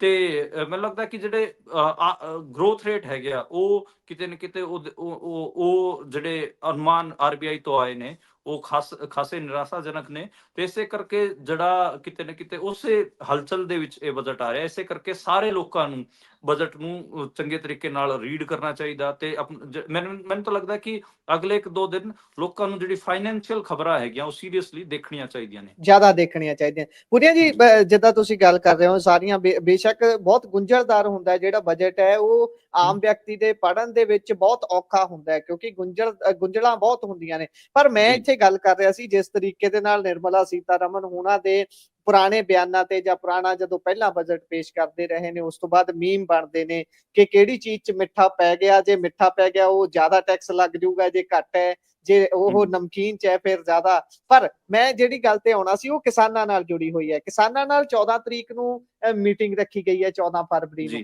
ਪਰ ਤੁਸੀਂ ਆਸ ਕਰਦੇ ਹੋ ਕਿ ਸ਼ਾਇਦ ਉਹਨਾਂ ਦੀ ਉਸ ਮੀਟਿੰਗ ਨੂੰ ਨਜ਼ਰ 'ਚ ਰੱਖਦਿਆਂ ਹੋਇਆਂ ਇਸ ਬਜਟ ਦੇ ਵਿੱਚ ਕਿਸਾਨਾਂ ਲਈ ਕੋਈ ਲਾਭ ਰੱਖ ਲਿਆ ਜਾਵੇ, ਕਿਸਾਨਾਂ ਲਈ ਕੋਈ 4 ਪੈਸੇ ਵੱਧ ਰੱਖ ਲਏ ਜਾਣ, ਕੋਈ 5-6%। ਵੈਸੇ ਤਾਂ 6% ਤੇ ਜਾਣਾ ਬਹੁਤ ਵੱਡੀ ਗੱਲ ਹੈ ਕਿਸਾਨੀ ਲਈ ਪੈਸਾ ਰੱਖਣਾ। ਪਰ ਤੁਹਾਨੂੰ ਕੀ ਲੱਗਦਾ ਹੈ ਕਿ ਉਸ ਮੀਟਿੰਗ ਲਈ ਜਾਂ ਆਲ ਓਵਰ ਕਿਸਾਨਾਂ ਦੇ ਮੁੱਦਿਆਂ ਦੇ ਲਈ ਕੋਈ ਬਜਟ ਦੇ ਵਿੱਚ ਕੁਝ ਖਾਸ ਹੋਵੇਗਾ? ਦੇਖੋ, ਮੈਨੂੰ ਲੱਗਦਾ ਕਿ ਕੋਸ਼ਿਸ਼ ਹੋਊਗੀ। ਜਿਹੜੀ ਇੱਕ ਸ਼ਬਦ ਹੁੰਦਾ ਹੈ ਮਾਰਕੇਬਾਜੀ ਮਤਲਬ ਕਿ ਇਹ ਦਿਖਾਉਣਾ ਕਿ ਕੁਝ ਕੋਈ ਯੋਜਨਾ ਦਾ ਨਾਂ ਲੈ ਕੇ ਉਹਨੂੰ ਹਾਈਲਾਈਟ ਕਰਨਾ। ਤੇ ਆਪਣੇ ਬਜਟ ਭਾਸ਼ਣ 'ਚ ਨਿਰਮਲਾ ਸੀਤਾਰਮਨ ਕੱਲ ਜ਼ਰੂਰ ਕਿਤੇ ਨਾ ਕਿਤੇ ਕੱਲ ਆਪਾਂ ਨੂੰ ਦੇਖਣ ਨੂੰ ਮਿਲੂਗਾ ਕਿਸਾਨਾਂ ਦਾ ਨਾਂ ਲੈ ਕੇ ਵੱਡੀਆਂ ਜਿਹੜੀ ਘੋਸ਼ਣਾਵਾਂ ਹੈ ਉਹ ਕਰਨ ਦੀ ਕੋਸ਼ਿਸ਼ ਕਰੂਗੀ। ਪਰ ਉਹ ਆਪਾਂ ਨੂੰ ਪਤਾ ਹੈ ਕਿ ਉਹ ਇੱਕ ਉਹ ਰੀਅਲ ਜਿਹੜੀ ਪ੍ਰੋਬਲਮ ਹੈਗੀ ਐਮਐਸਪੀ ਗਰੰਟੀ ਕਾਨੂੰਨ ਜਿਹੜੇ ਕਿਸਾਨ ਮੰਗ ਰਹੇ ਨੇ ਉਹਨਾਂ ਨੂੰ ਡਾਇਰੈਕਟਲੀ ਉਹ ਕਿਤੇ ਨਾ ਕਿਤੇ ਨਹੀਂ ਉਹਨਾਂ ਨੂੰ ਰਾਹਤ ਦੇਣ ਦੀ ਕੋਸ਼ਿਸ਼ ਕਰਨਗੇ। ਤੇ ਕਿਸਾਨ 14 ਫਰਵਰੀ ਖਾਸਾ ਲੰਬਾ ਵਕਤ ਹਾਲਾਂਕਿ ਪਿਆ ਹੈ ਇਹਦੇ 'ਚ। ਤੇ ਕਿਸਾਨਾਂ ਨੂੰ ਬਹੁਤ ਮੈਨੂੰ ਲੱਗਦਾ ਕਿ 14 ਫਰਵਰੀ ਨੂੰ ਇਹ ਕਿੰਨੇ ਸੀਰੀਅਸ ਨੇ ਕਿ ਜਿਹੜੇ ਭਾਰਤ ਦੇ ਖੇਤੀਬਾੜੀ ਮੰਤਰੀ ਹੈ ਸ਼ਿਵਰਾਜ ਚੌਹਾਨ, ਉਹਨਾਂ ਨੇ ਆਪਣੇ ਬੇਟੇ ਦੀ ਰਿਸੈਪਸ਼ਨ 14 ਫਰਵਰੀ ਨੂੰ ਰੱਖੀ ਹੋਈ ਹੈ। ਤੇ ਉਹ ਆਪਣੇ ਮੁੰਡੇ ਦਾ ਵਿਆਹ ਉੱਥੇ ਕਰਨਗੇ ਜਾਂ ਫਿਰ ਇੱਥੇ ਕਿਸਾਨਾਂ ਨਾਲ ਮੀਟਿੰਗ ਕਰਨਗੇ। ਤੇ ਇੰਨੇ ਸੀਰੀਅਸ ਨੇ, ਤੁਸੀਂ ਇਹ ਦੇਖ ਲਓ। ਡੱਲੇਵਾਲ ਸਾਹਿਬ ਹੋਰਾਂ ਦਾ ਵਰਤ ਤਾਂ ਖਲਾਤਾ ਇਹਨਾਂ ਨੇ, ਪਰ ਮੈਨੂੰ ਲੱਗਦਾ ਕਿ 14 ਫਰਵਰੀ ਨੂੰ ਸੈਕਟਰੀ ਲੈਵਲ ਦੇ ਜਾਂ ਫਿਰ ਜਿਹੜਾ ਸਟੇਟ ਮਿਨਿਸਟਰ ਹੁੰਦੇ ਨੇ ਉਹ ਆਣਗੇ। ਖੇਤੀਬਾੜੀ ਮੰਤਰੀ ਜਿਹੜੇ ਸ਼ਿਵਰਾਜ ਚੌਹਾਨ ਹੈਗੇ ਆ ਉਹ ਉਸ ਮੀਟਿੰਗ 'ਚ ਸ਼ਾਮਿਲ ਨਹੀਂ ਹੋਣ ਜਾ ਰਹੇ। ਖਾਸੀ ਮਾੜੀ ਗੱਲ ਹੈ। ਤੇ ਮੈਨੂੰ ਜੇ ਤੁਸੀਂ ਇਹ ਮੰਨ ਕੇ ਚੱਲੋ ਕਿ ਜਦੋਂ ਅਗਲੇ ਇੰਨੇ ਜ਼ਿਆਦਾ ਨੌਨ ਸੀਰੀਅਸ ਨੇ ਕਿਸਾਨਾਂ ਦੀ ਮੰਗਾਂ ਵਾਸਤੇ, ਤੇ ਉਹ ਪਾਰਲੀਮੈਂਟ ਦੇ ਵਿੱਚ ਤਾਂ ਇਹਨੂੰ ਕਿੰਨਾ ਸੀਰੀਅਸਲੀ ਲੈਣਗੇ ਐਮਐਸਪੀ ਗਰੰਟੀ ਕਾਨੂੰਨ ਦੀ ਡਿਮਾਂਡ ਨੂੰ, ਉਹ ਤੁਹਾਨੂੰ ਪਤਾ ਹੀ ਹੈ। ਪਰ ਜਿਹੜੀ ਮਾਰਕੇਬਾਜ਼ੀ ਹੈ ਯਾਨੀ ਕਿ ਉਹ ਮਾੜਾ ਮੋਟਾ ਦਿਖਾਉਣ ਦੀ ਜ਼ਰੂਰ ਕੋਸ਼ਿਸ਼ ਕਰਨਗੇ ਕਿ ਅਸੀਂ ਬਹੁਤ ਪ੍ਰੋ ਫਾਰਮਰ ਹੈਗੇ ਆ, ਮਾੜਾ ਮੋਟਾ ਹਾਈਲਾਈਟ ਕਰਨ ਦੀ ਕੋਸ਼ਿਸ਼ ਕਰਨਗੇ। ਹਾਲਾਂਕਿ ਜਿਹੜਾ ਤੁਸੀਂ ਗੱਲਬਾਤ ਕਹੀ ਸੀ ਕਿ ਜਿਹੜੇ ਦਾਅਵੇ ਹੁੰਦੇ ਨੇ ਉਹ ਕਿਵੇਂ ਪੁੱਠੇ ਪੈਂਦੇ ਨੇ, ਕਿਵੇਂ ਉਹਨਾਂ ਤੇ ਕੋਈ ਗੱਲ ਹੀ ਨਹੀਂ ਕਰਦਾ, ਉਹ ਤਾਂ ਗੱਲ ਹੈਗੀ ਆ। ਸਾਲ 2016 ਦਾ ਬਜਟ ਮੈਨੂੰ ਕਈ ਵਾਰ ਯਾਦ ਆ ਜਾਂਦਾ ਜਿੱਥੇ ਉਸ ਟਾਈਮ ਪ੍ਰਧਾਨ ਮੰਤਰੀ ਨਰਿੰਦਰ ਮੋਦੀ ਨੇ ਦਾਅਵਾ ਕੀਤਾ ਸੀ ਕਿ ਅਸੀਂ 2022 ਤੱਕ ਕਿਸਾਨਾਂ ਦੀ ਜਿਹੜੀ ਆਮਦਨੀ ਹੈਗੀ ਆ ਉਹ ਦੋਗੁਣੀ ਕਰ ਦਿਆਂਗੇ। ਅੱਜ ਉਹ ਕਿਸਾਨਾਂ ਦੀ ਆਮਦਨੀ ਨੂੰ ਦੋਗੁਣੀ ਕਰਨ ਵਾਸਤੇ ਕੋਈ ਵੀ ਗੱਲ ਨਹੀਂ ਕਰਦਾ। ਤੇ ਮੈਨੂੰ ਲੱਗਦਾ ਕਿ ਇਸੇ ਕਰਕੇ ਕੱਲ ਜਿਹੜਾ ਰੂਰਲ ਗ੍ਰਾਮੀਣ ਜਿਹੜਾ ਵਿਕਾਸ ਬਜਟ ਹੈ ਉਹਦੇ ਤੇ ਵੀ ਧਿਆਨ ਰੱਖਣਾ ਪਊਗਾ ਆਪਾਂ ਨੂੰ। ਹਾਲਾਂਕਿ ਪੰਜਾਬ ਦਾ ਜਿਹੜਾ ਆਰਡੀਐਫ ਫੰਡ ਦਾ ਮੁੱਦਾ ਚੱਲੀ ਰਿਹਾ ਹੈ ਤੇ ਆਪਾਂ ਨੂੰ ਪਤਾ ਹੈ ਕਿ ਬਜਟਰੀ ਐਲੋਕੇਸ਼ਨਸ ਹੈਗੇ ਉਹਨਾਂ 'ਚ ਕਿਵੇਂ ਸਟੇਟਸ ਨੂੰ ਤੰਗ ਕੀਤਾ ਜਾ ਰਿਹਾ ਤੇ ਉਹਨਾਂ ਦੇ ਬਣਦੇ ਜਿਹੜੇ ਹੱਕ ਹੈਗੇ ਉਹ ਨਹੀਂ ਦੇਣੇ ਪੈ ਰਹੇ। ਪਿਛਲੇ ਸਾਲ ਤੁਸੀਂ ਯਾਦ ਕਰੋ ਜਦੋਂ 4 ਨੋਨ ਬੀਜੇਪੀ ਰੂਲਡ ਸਟੇਟਸ ਦੇ ਸੀਐਮਸ ਨੇ ਦਿੱਲੀ ਦੇ ਵਿੱਚ ਆ ਕੇ ਧਰਨਾ ਦਿੱਤਾ ਸੀਗਾ ਕਿ ਉਹਨਾਂ ਦਾ ਰੂਰਲ ਡਿਵੈਲਪਮੈਂਟ ਫੰਡ ਦਿੱਤਾ ਜਾਵੇ, ਹੋਰ ਉਹਨਾਂ ਦੇ ਬਣਦੇ ਜਿਹੜੇ ਇੱਕ ਫਾਈਨੈਂਸ਼ੀਅਲ ਜਿਹੜੀ ਚੀਜ਼ਾਂ ਹੈਗੀਆਂ ਉਹ ਪੂਰੀਆਂ ਕੀਤੀਆਂ ਜਾਣ। ਪਰ ਜਦੋਂ ਮੁੱਖ ਮੰਤਰੀਆਂ ਨੂੰ ਹੀ ਕਿਤੇ ਨਾ ਕਿਤੇ ਆ ਕੇ ਜਿਹੜੇ ਪ੍ਰੋਟੈਸਟ ਕਰਨਾ ਪੈ ਰਿਹਾ ਤੇ ਫਿਰ ਤੁਸੀਂ ਆਪ ਹਿਸਾਬ ਲਾਓ ਕਿ ਕਿੰਨਾ ਮਾੜਾ ਇਹਨਾਂ ਦਾ ਵਰਤਾ ਹੈਗਾ। ਤੇ ਮੈਨੂੰ ਲੱਗਦਾ ਕਿ ਜਿਹੜੀ ਕੱਲ ਬਜਟ ਦੇ ਵਿੱਚ ਜਿਹੜਾ ਬਜਟ ਕੱਲ ਆਉਣ ਜਾ ਰਿਹਾ ਉਹ ਮਾਰਕੀਟ ਵਾਸਤੇ ਆ ਰਿਹਾ ਤੇ ਬਹੁਤ ਕੋਸ਼ਿਸ਼ ਹੋਊਗੀ ਬਜਟ ਦੀ ਜਾਂ ਫਿਰ ਬਜਟ ਨੂੰ ਇਸ ਕਿਸਮ ਨਾਲ ਸ਼ੇਪ ਕੀਤਾ ਜਾਊਗਾ ਕਿ ਜਿਹੜੇ ਮੈਨੂਫੈਕਚਰਿੰਗ ਸੈਕਟਰ ਹੈ ਉਹ ਗਰੋ ਕਰੇ। ਸਰਕਾਰ ਦੀ ਖਵਾਇਸ਼ ਹੋਊਗੀ, ਮਤਲਬ ਮੈਂ ਇਹ ਨਹੀਂ ਕਹਿ ਰਿਹਾ ਕਿ ਉਹ ਬਜਟ 'ਚ ਸਪੈਸ਼ਲ ਪ੍ਰੋਵੀਜ਼ਨ ਹੋਣਗੇ। ਤੇ ਜਿਹੜਾ ਸੋਰਨ ਗੋਲਡ ਬੌਂਡਸ ਹੈਗੇ ਆ ਉਹਨਾਂ ਨੂੰ ਜੀ ਤੇ ਫੋਰਨ ਇਨਵੈਸਟਰਸ ਹੈਗੇ ਉਹਨਾਂ ਨੂੰ ਅਟਰੈਕਟ ਕਰਨ ਦੀ ਕੋਸ਼ਿਸ਼ ਹੋਊਗੀ। ਤੇ ਇਹ ਮੈਨੂੰ ਲੱਗ ਰਿਹਾ ਕਿ ਇਹ ਬਜਟ 'ਚ ਦੇਖਣ ਨੂੰ ਆਪਾਂ ਨੂੰ ਕੱਲ ਮਿਲੂਗਾ, ਤੇ ਇਸ ਹਿਸਾਬ ਨਾਲ ਜਿਹੜੇ ਆਮ ਆਦਮੀ ਨੂੰ ਜਾਂ ਮਿਡਲ ਕਲਾਸ ਨੂੰ ਕੋਈ ਛੋਟਾਂ ਨਹੀਂ ਮਿਲ ਰਿਹਾ, ਇਹ ਮੇਰਾ ਮੰਨਣਾ ਹੈਗਾ। ਤੇ ਬਾਕੀ ਇੰਡੀਆ ਬਸ ਆਖਰੀ 1 ਮਿੰਟ 'ਚ ਮੈਂ ਇਹ ਗੱਲ ਕਲੀਅਰ ਕਰ ਦਿੰਦਾ ਕਿ ਇਸ ਟਾਈਮ ਜਿਹੜੀ ਇੰਡੀਆ ਦੇ ਆਰਥਿਕ ਹਾਲਾਤ ਨੇ ਉਹ ਕਸੁੱਤੇ ਨੇ। ਇਸ ਟਾਈਮ ਜਿਹੜੇ ਸ਼ਹਿਰਾਂ ਦੇ ਵਿੱਚ ਅਫੋਰਡੇਬਲ ਹਾਊਸਿੰਗ ਵਰਗੀ ਕੋਈ ਚੀਜ਼ ਨਹੀਂ ਬਚੀ। 1 ਕਰੋੜ ਤੋਂ ਜ਼ਿਆਦਾ ਦੇ ਮੁੱਲ ਦੇ ਜਿਹੜੇ ਮਕਾਨ ਹੈਗੇ ਆ ਉਹ ਤਾਂ ਵਿਕ ਰਹੇ ਨੇ, ਪਰ ਉਸ ਤੋਂ ਜਿਹੜਾ ਅਫੋਰਡੇਬਲ ਹਾਊਸਿੰਗ ਹੁੰਦੀ ਹੈ, ਜਿਹੜਾ 30-40 ਲੱਖ 'ਚ 20 ਲੱਖ 'ਚ ਜਿਹੜਾ ਮਕਾਨ ਆ ਜਾਂਦਾ, ਉਹ ਉਹਨਾਂ ਦੀ ਕੋਈ ਸੇਲ ਨਹੀਂ ਹੋ ਰਹੀ। 10 ਜੀ ਲੱਖ ਜੀ ਤੋਂ ਥੱਲੇ ਜਿੰਨੀਆਂ ਗੱਡੀਆਂ ਨੇ ਉਹਨਾਂ ਦੀ ਕੋਈ ਸੇਲ ਗਰੋਥ ਨਹੀਂ ਹੋ ਰਹੀ, ਪਰ 10 ਲੱਖ ਤੋਂ ਜੀ ਜੀ ਜਿਹੜਾ ਅਬੋ ਸੈਗਮੈਂਟ ਹੈ ਕਾਰਾਂ ਦਾ ਉਹ ਵਿਕ ਰਿਹਾ। ਇਸ ਦਾ ਮਤਲਬ ਇਹ ਹੈ ਕਿ ਜਿਹੜੀ ਕੇ ਸ਼ੇਪ ਇਕਨੋਮੀ ਵਾਲੀ ਜਿਹੜੀ ਗੱਲ ਹੈ ਤੇ ਉਹ ਜੀ ਹੋ ਰਹੀ ਹੈ ਕਿ ਯਾਨੀ ਕਿ ਇੱਕ ਸੈਕਸ਼ਨ ਖਾਸਾ ਉੱਪਰ ਜਾ ਰਿਹਾ ਤੇ ਇੱਕ ਸੈਕਸ਼ਨ ਥੱਲੇ ਨੂੰ ਆ ਰਿਹਾ, ਤੇ ਕੇ ਜੀ ਸ਼ੇਪ ਇਕਨੋਮੀ ਦੇ ਵਿੱਚ ਇਹ ਬਜਟ ਆ ਰਿਹਾ ਹੈ। ਬਾਕੀ ਬਜਟ ਆਉਣ ਤੋਂ ਬਾਅਦ ਆਪਾਂ ਜ਼ਰੂਰ ਇਹਦੇ ਬਾਰੇ ਸੀਰੀਅਸਲੀ ਗੱਲ ਕਰਾਂਗੇ। ਜੀ ਸੋ ਬਹੁਤ ਚੰਗੇ ਤਰੀਕੇ ਦੇ ਨਾਲ ਮਨਦੀਪ ਜੀ ਤੁਸੀਂ ਸਾਰੀ ਜਾਣਕਾਰੀ ਸਾਂਝੀ ਕੀਤੀ ਹੈ। ਸੋ ਬਾਕੀ ਦੇਖਦੇ ਹਾਂ ਬਜਟ ਪੇਸ਼ ਹੋਵੇਗਾ, ਉਸ ਤੋਂ ਬਾਅਦ ਬਜਟ ਪੇਸ਼ ਹੋਣ ਤੋਂ ਪਹਿਲਾਂ ਸਟੇਟਸ ਨੇ ਵੀ ਆਪਣੀਆਂ ਮੰਗਾਂ ਭੇਜਣੀਆਂ ਹੁੰਦੀਆਂ, ਕਿਹੋ ਜਿਹੀਆਂ ਆਰਥਿਕ ਮੰਗਾਂ ਉਹਨਾਂ ਦੀਆਂ ਨੇ, ਕੀ ਉਹਨਾਂ ਨੂੰ ਚਾਹੀਦਾ, ਫਿਰ ਹੀ ਐਲੋਕੇਸ਼ਨ ਉਸ ਹਿਸਾਬ ਨਾਲ ਹੋਣੀ ਹੁੰਦੀ ਹੈ। ਪਰ ਦੇਖਦੇ ਕਿੰਨੇ ਕੁ ਸੁਹਿਰਦ ਨੇ ਸਾਰੀਆਂ ਸਟੇਟਾਂ ਆਪਣੇ ਸਟੇਟ ਲਈ, ਆਪਣੇ ਆਪ ਦੇ ਲਈ, ਕਿ ਉਹ ਸੁਧਾਰ ਸਕਣ ਆਪਣੀ ਵਿੱਤੀ ਹਾਲਤ ਨੂੰ। ਸੋ ਤੁਸੀਂ ਸਾਰੀਆਂ ਖਬਰਾਂ ਦੇ ਉੱਪਰ ਚਾਨਣਾ ਪਾਇਆ, ਬਹੁਤ ਬਹੁਤ ਧੰਨਵਾਦ ਤੁਹਾਡਾ ਮਨਦੀਪ ਜੀ। ਸੋ ਬਹੁਤ